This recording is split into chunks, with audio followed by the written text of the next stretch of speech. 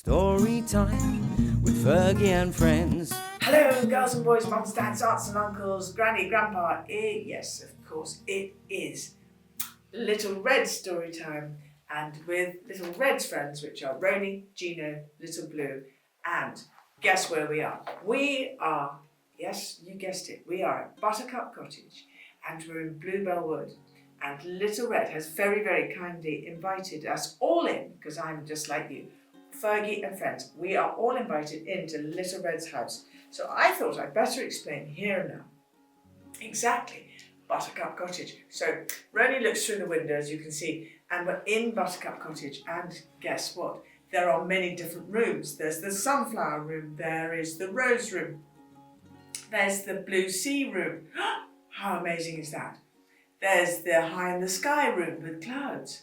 There's bottom of the ocean room. There's so many different rooms. We can read so many different books from all the different rooms in Buttercup Cottage. So I'm delighted. So I'm just going to explain to you about Little Red. Little Red is my friend. She lives in Buttercup Cottage, and this is where she lives, in Christmas Tree Wood, which, of course, Buttercup Cottage is in Bluebell Wood in Christmas Tree Wood. Of course it is. Okay, so you can follow the map and look at Little Red and where she lives, and you can follow the stories. And you're going to listen to quite a few stories of Little Red. We have Little Red and the Angry Squirrel colouring book. We have Little Red and Summer Adventure, Winter, A Christmas Story, the Autumn Adventure. And today we're going to show you that Little Red, you can have Buttercup wallpaper and Buttercup Little Red. Everything is Little Red. So on we go. Are you ready? Little Red. Here we go. Yes! Look, there is Buttercup Cottage in Bluebell Wood. There you have it. Is that not just beautiful? There you have it. Okay, reading glasses on. Little Red, off we go. Are you ready? Is that all right if I read away? Little Blue, hello? It was a beautiful sunny day at Buttercup Cottage. Little Red's cosy home was nestled between the shade of Bluebell Wood and the Hardwicks' large white house. Little Red and her friends busily prepared for their picnic at Lily Pad Pond. They filled their basket to the brim with dandelion tea, sherbet sandwiches and chocolate cake. Little Red filled a little basket of carrots for Roni the pony. Gino the dog, yes, woof woof, he said. He sang a growly little song as he helped Little Red to pack the lunch. That's everything, said Little Red as she crossed the last item off her list. What a buzz of a day, said Little Blue. But he was so excited he couldn't stay still. He skipped around the kitchen. Don't forget this, Little Blue grabbed Little Red's rucksack of smiles. Yes, look, here's the little sack of smiles right here. Hello, there is my sack of smiles. Come on, see, there you have it. Right, now we're off, said Little Red. And yes, I told you there's going to be the wonky wooden wagon. Here is the wonky wooden wagon. And we're going to find the wonky wooden wagon. Little Red shut the door to the cottage. Roni stood waiting impatiently with the wonky wooden wagon. Humph! Huh! Roni snorted. I've been waiting for you forever, and I'm getting hungry. See, she wouldn't go anywhere without a carrot. Oh, Roni, you're always hungry, not to worry. Look, we're bringing plenty of food, said Little Red. All aboard, toot toot. As the jolly group meandered through the ferns and bluebells on the path to Lily Pad Pond, they sang, We're going on a picnic, a picnic, a picnic. We're going on a picnic, isn't it grand?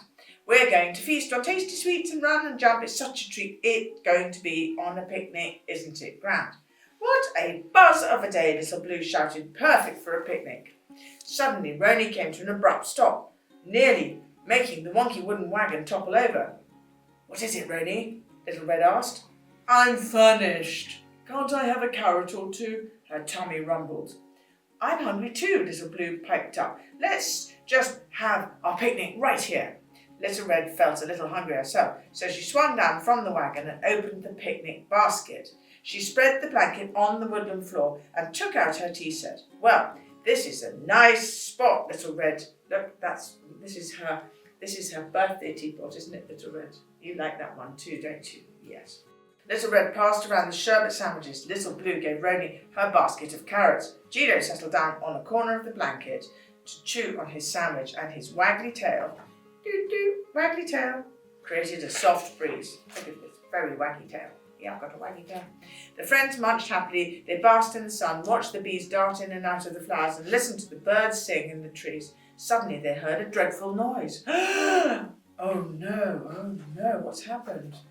Splat, swoosh, thwack, thump, squeak, splosh! What was that? Whispered Little Red. She quietly slipped her sack of smiles over her shoulder. Little Blue tugged on his bumblebee bobble hat. Look, there's the bumblebee bobble hat. There's the bumblebee bobble hat. Hello, Little Blue. I think it's time to go home, he said as he trembled just a little. Oh, Little Blue, that's quite unlike you, isn't it? I don't like it here in the woods anymore. Let's go back to Buttercup Cottage. Hold on, Little Red, said. Little Blue jerked backwards as Little Red grabbed the straps of his dungarees. Don't you think we should see what's going on? Asked Little Red.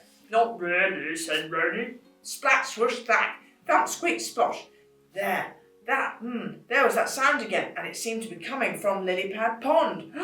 Little Blue, and she said shakily, that noise doesn't sound very friendly. Little Red took a deep breath. If someone was in trouble, she and her friends should try to help. See, that's what we are here for you. Everybody watching, we are here to help. You just write to us. Okay, anyway, let's see, because Little Red is going to help. Splat, swoosh, thwack, thump, squeak, splosh. Come on, everyone.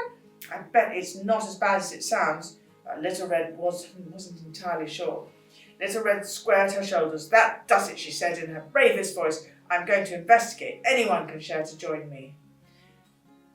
Rony chewed the last bit of carrot in her mouth. Oh, all right, she grumbled. Let's get this over let's get this over with so we can enjoy our picnic.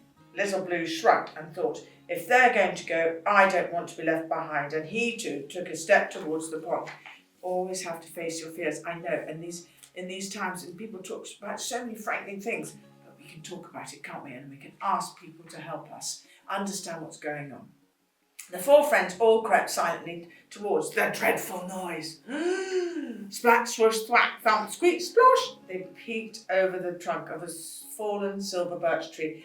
They couldn't believe their eyes.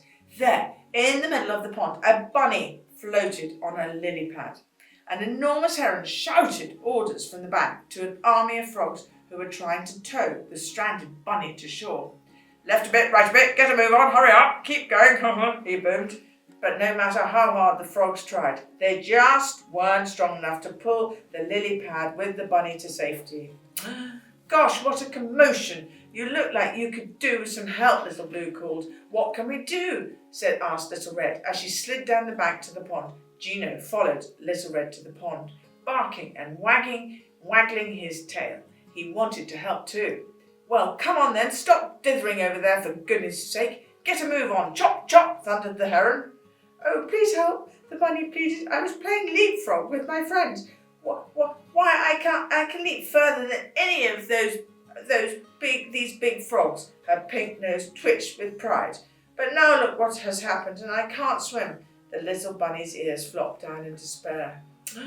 Quickly, Little Red reached into her magic sack of smiles. She was sure there was something in there to help. She pulled out a long and sturdy rope. Tie one end around my bridle, Rony said. I'll pull her out of the pond. The pony tossed her head and then muttered, I do hope someone's going to give me a carrot or two after this. Stand back, yelled Little Blue, and all of the frogs hopped to the edge. Rony waded out into the middle of the pond. Well done, Rony. When she drew close enough, she tossed the free end of the rope to the bunny. Hold tight now, Rony instructed. The bunny nodded her head, ears bobbing furiously, and she gripped the rope with all her might. Slowly and very carefully, Rony turned and began to wade back to the edge of the pond, pulling the bunny and the lily pad behind her. A great ripple of cheers rose up. Fran, tiddly, froggy-tastic, croaked the biggest, greenest frog of all. We thought we'd never get her out. Bravo, good work, I say, said the heron as he clapped his giant wings together. Little Red and Little Blue ran over to the bunny. Are you all right? They asked. The bunny laughed. Of course I am. I'm the champion jumper of the entire woods. I jumped further than any of those frogs today. But she paused and then she giggled.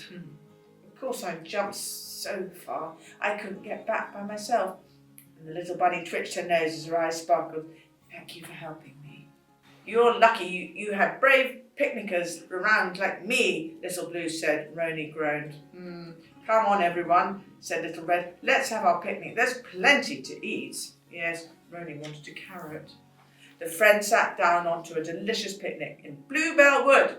Roni, oh, it's so good, isn't it, this story, Little Red? Thank you for sharing it. Roni even shared her carrots with the bunny. Huh, extraordinary, Roni, you've never done that before. You've never shared your carrots with me. And after everyone had eaten to their heart's content, they spent a perfect afternoon playing. Guess what, girls and boys? Guess what they played? Leapfrog. There you have it. What a beautiful book. And there you have it. And it's so exciting. And Little Red.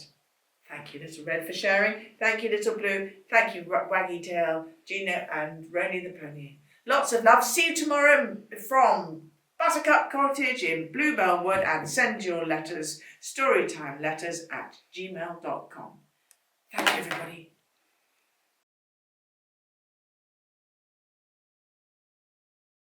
Fergie and friends, with Fergie and friends.